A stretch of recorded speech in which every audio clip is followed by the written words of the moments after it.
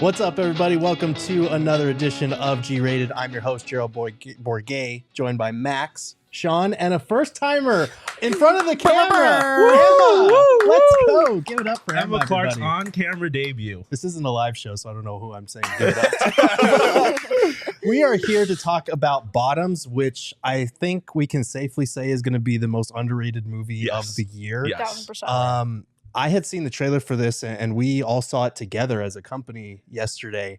And we were voting on which movie to go to, and I was pushing hard for this. As was I. Yeah. Because I heard such good things about it, and it lived up to the hype and then some.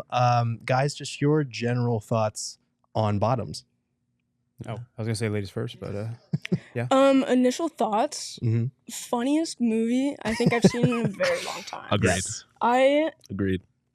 I loved every single part of this movie. Mm-hmm. I loved the ending was amazing. The ending was Unreal, so man. It was like so unreal. it just like you don't expect that to happen, Mm-hmm.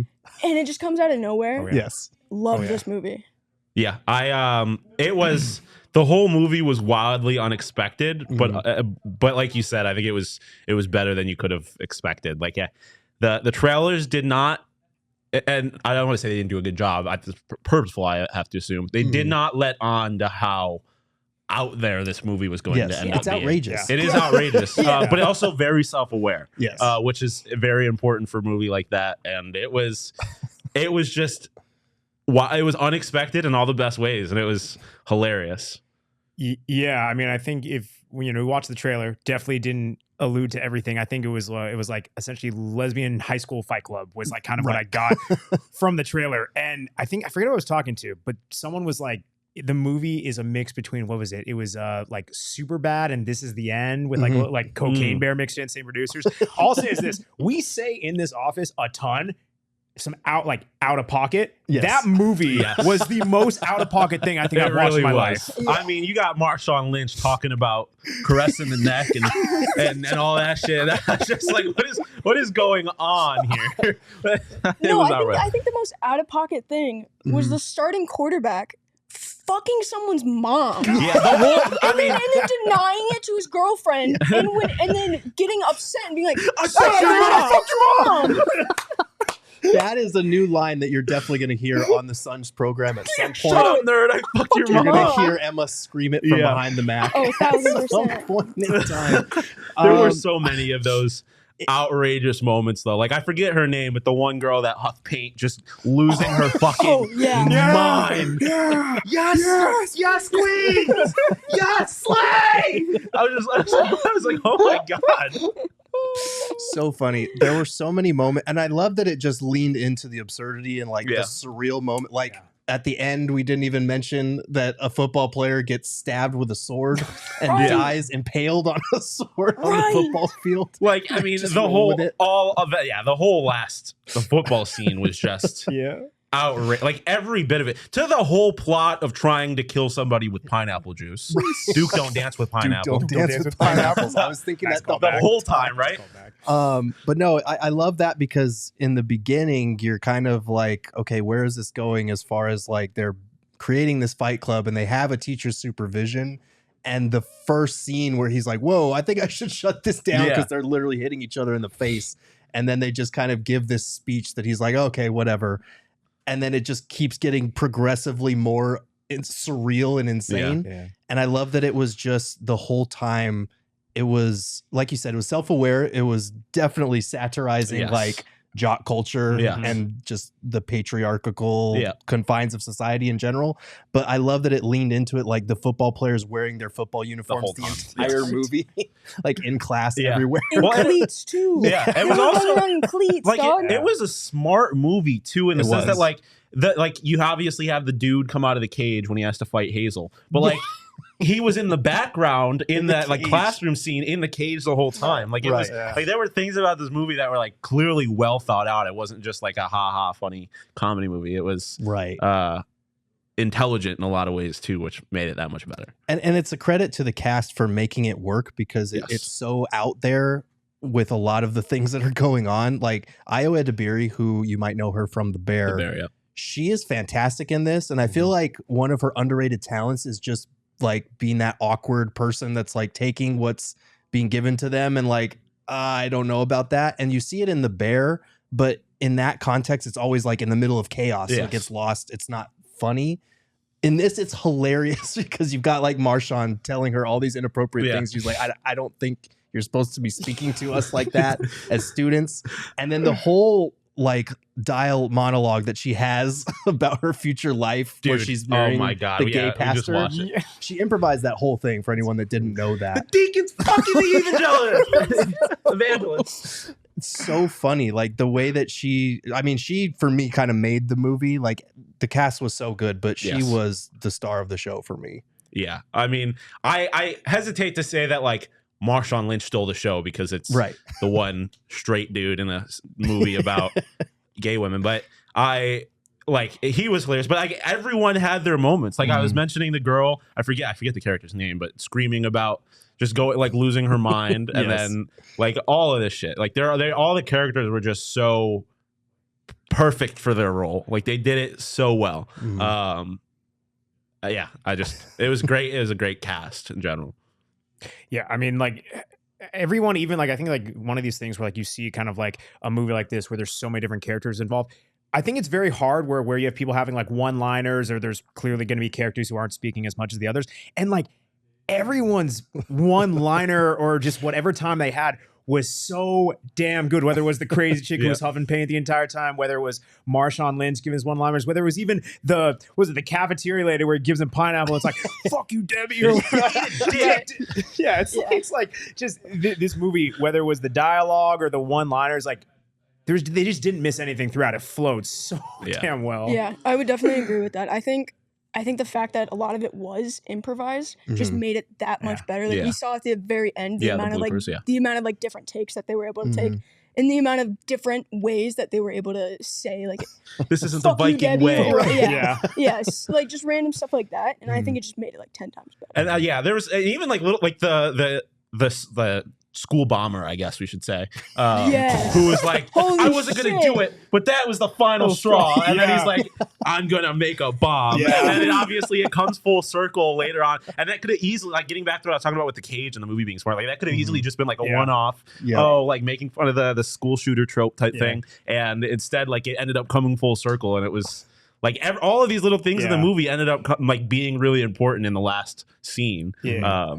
That was just fun. It's really cool how like you can look at this movie and think this was like, I think both ways are right. You can look at this movie and just being like dumb, stupid comedy where you had a great laugh and it was just hilarious. But then on the other hand, like so self-aware and like a lot of like real issues like when they're in the gymnasium and they're talking about the Fight Club, there it's like, you know, like this is what we want. We want a teacher who can be like an ally and like talk about supporting women and then not doing anything. Like it's hilarious. Man. Yeah, it's all like that. That's the other thing too. Is like it's a hilarious movie, but also it has like a lot of very good social commentary, like a lot of very important like.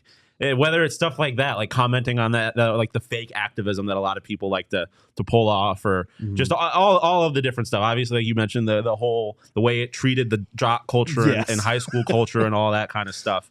It was just outrageous. Like the fact that like the school was littered with posters of a high school boy in a thong. Right. It said, "Get horny." Get horny, and like the teachers were like flashing people in the movie. Like it was just the most outrageous shit ever. But at the same time, it did a very good job at like tackling these very real issues. And so like to Max's point, like there's a whole lot of different ways you can enjoy this movie. You have to be very smart to be this dumb, but also make intelligent laughs. Like the one poster that was like, "Smile," he could be looking at you right now. Yes, like, exactly. Holy shit. There were just so many moments like that were just so over the top, but they're so funny because of the truth that they're speaking to. Do we have any complaints or criticisms about this movie? Because I feel like aside from the plot being a little thin, which you don't care about in a comedy like this because it's just so entertaining, like I don't really have very many. No, because the only complaint that it like you could say that it's outrageous, but it's clearly on purpose and aware that it's outrageous, and it like does a good job at towing that line. Like I don't really have any complaints, to be quite honest. Everything's so intentional about this movie, like you said. You like the guy in the cage in the back, or the way that they all disregarded Hazel when she was like, I could make a bomb. And then she made a bomb. Like, sure, Hazel, we're just going to do terrorism. It's gonna and then she made a bomb, and it was so funny. And I loved at the very end that the bomb that hadn't gone off, you kind of forget about it because of all the absurdity, and then they're all celebrating, having this happy pan out with the camera, and then it just blows up in the background. Yeah, like, dude, them blowing up his car, and he's just upstairs singing to turn around and not turning around the whole time. That was elite. That like whole like the whole song was turn around. He didn't turn around a single time as they're egging his thing and they blowing up his car. It's like you said, everything was so intentional that you can't criticize it for being like ridiculous, because like that's the point. And so it is really hard to like find any kind of legitimate criticism to the movie. Oh, dude, I just remembered you're the smartest one in the group, even though you're a black Republican. Oh my God. That shit was hilarious. I lost my shit. They had so many of these little like sneaky gems hidden in there everywhere. It's one of those movies that I want to watch again and probably again, because you're going to catch different things every single time. Yep. Final score out of 10. Final score, I'm going to give it an 8.5 out of 10. Okay. I think the funniest thing, going back on that, I think the funniest comment was, they don't just hate you because you're gay anymore. They hate you because you're gay, ugly, and untalented. That's so true. It's so true. What are you trying? What do you mean? What's wrong? It's just so true. They don't hate you because you're just gay anymore. You're ugly and untalented as well, and that's why they hate you. You can't just be gay and use that as an excuse. You gotta be talented. And you gotta like look kind of cute too. Fuck! Emma comes out guns a-blazing in her first on-camera debut. I love it. Fuck.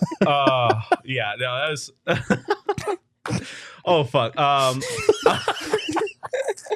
giving the movie a 9. Like, it was like the only reason I'm not giving it a 10 is because like, it's hard for me to give a comedy movie a 10 because I feel like 10 is reserved for those movies that have like a lasting impact on me. And like this one is just like it was a hilarious movie, and obviously I'm not by and large the target audience here. So like it's not like it's gonna have some profound effect on my life or anything like that. But it was, like Emma had said early on, one of the funniest movies I've seen in a very long time. Genuinely, like I genuinely enjoyed it. And the thing that pisses me off is there's gonna be a lot of people that don't go and see it because of what it is, and you're fucking missing out.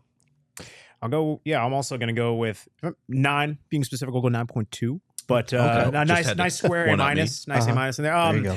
I think it's one of those where, like, you see the plot and, like, the story arc coming from a mile away in terms of, like, okay, like, girls band together, they do their thing, they help, take down the bad people. There's going to be a rift amongst them. And then how can they work together? And you could see it coming, but then there's all this other shit. And the last scene, that was, like, think of like the Anchorman fight, but just times infinity and just chaos going on. Like, I just haven't seen a movie like this where you think you know everything that's happening and you do, and then there's just so much other random stuff. Like that's a great point. Like the whole time, what's going on is very predictable, right? Like Max said, like it was so obvious that eventually the lie that the group was founded on was gonna come up, and they whatever. Like it was so obvious, but you had no way of knowing that the movie was gonna end in this group of girls massacring a football team.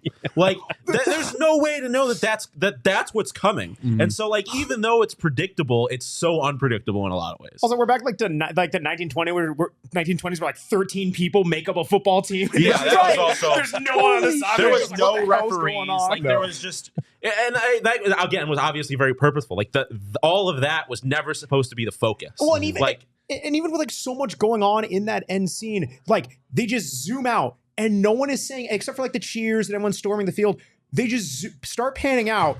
And we're just all laughing in the theater because there's just like 13 dead bodies just like sitting there. And then there's a crowd there to watch a football game who witnessed that entire thing and was just not a part of the scene at all. And the jock, like the not Chad or whatever, but like his friend, or they're just like, yes, that's the Viking way. And that's the one thing I really wish they had, because they showed the bloopers or the multiple takes they did afterwards. Yeah. And one of the things where after Jeff got hit by the car, he grasped and he's like, "This isn't the Viking way!" And that would have been a hilarious callback. And at the end of the movie, he's like, "That's the Viking way." Yeah. It would have. That was like you said, I think this is the funniest movie I've seen in some time because just everything, there were no like throwaway bits. Yes. Everything called back to something or led to somewhere.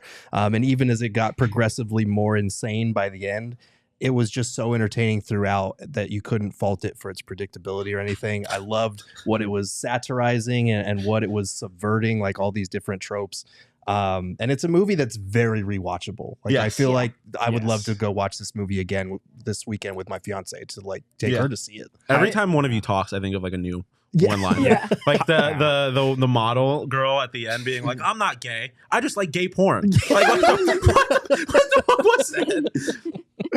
Highly recommend enjoying OGs for this because it made the movie that much damn better. I will say that. Max got to get his plug in. Hey, man, you know. Yes, Max and I were walking earlier this morning and we were talking about it and we were just like, he brought up the point, what office, like what work can you go in and like that's a movie that you go see with all your coworkers and have a good time. And have an amazing time. The other movies that were in they gave Majestic Theaters, they gave us like a list of the movies that were available and I think we put them all out to vote. And then I think the other ones that were in there were like something like the Nun one. I think there was like some My Big Fat Greek Wedding. My Big Fat Greek. And it's like, what other place is everyone going to vote on bottom? And it was overwhelming. And I can't imagine us having nearly as good of a time watching any of those other movies. No. I mean, like, sure, going with a group of people you know for a horror movie and like all screaming or whatever is fun. But like, there is nothing like getting with a group of your friends and coworkers and friends like and just laughing your ass off for 2 hours. Right. Like think about it. You go to a movie with your group of coworkers and it's just you in the theater. That was also like an if awesome you're watching experience. a comedy, it can be a little awkward if it's raunchy, but all of us were dying laughing the entire time. Like that's a testament to a really good movie and a really good group of people too. I got to say that. Shout out Howard. Howard was laughing his ass off the whole time. Howard was having a great time. But so we got 8.5, 9, 9.2. I'm going to go with a 9 as well. I thought this was one of my favorite comedies I've seen in quite some time. But that's going to do it for this edition of G Rated. You can follow me on Twitter at Gerald Bourget. You can follow Emma on Twitter at Emma Ann Clark. Woo! Got the middle name in there and everything. You can follow Shawn at Shawn_DePaz. And you can follow Max at Max David Simpson. Until next time, keep it G Rated.